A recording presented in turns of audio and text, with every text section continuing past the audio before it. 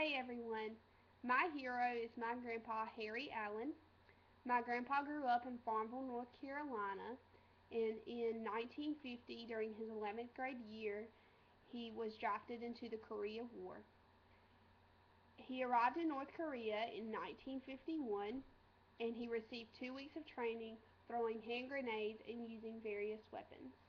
He was assigned to the Triple Nickel Battalion on the front lines and also worked in the communications and front lines.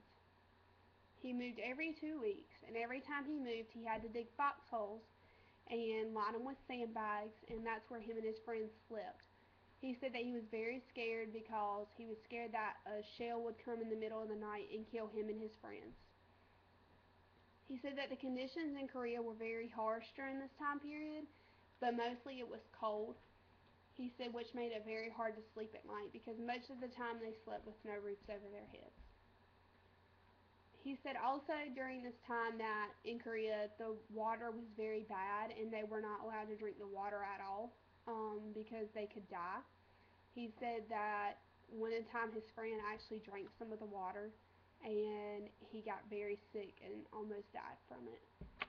My grandpa had a lot of close calls in North Korea.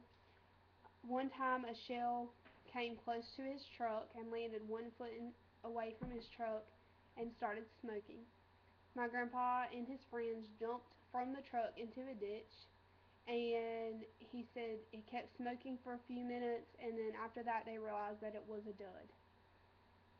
He also had an experience with an underground mine.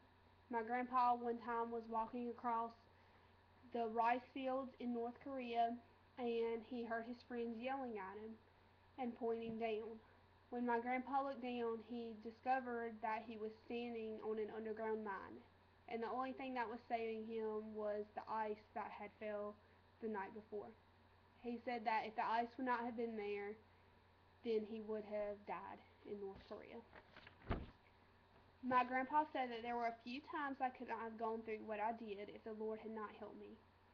My grandpa's family were not Christians. His parents weren't, and neither were his brothers or sisters. My grandpa was the only Christian, and for him to go over to North Korea and experience the tragedies at the age of 18 and still have a strong faith in God shows me what kind of Christian my grandpa is, which is a very strong Christian.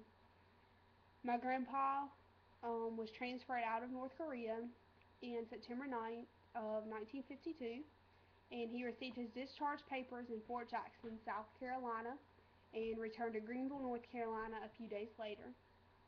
My grandpa told me that he thanks the Lord for helping him perform his patriotic duty to America.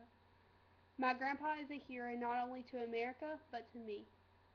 He is a hero because he kept his faith in God despite all the tragedies of war.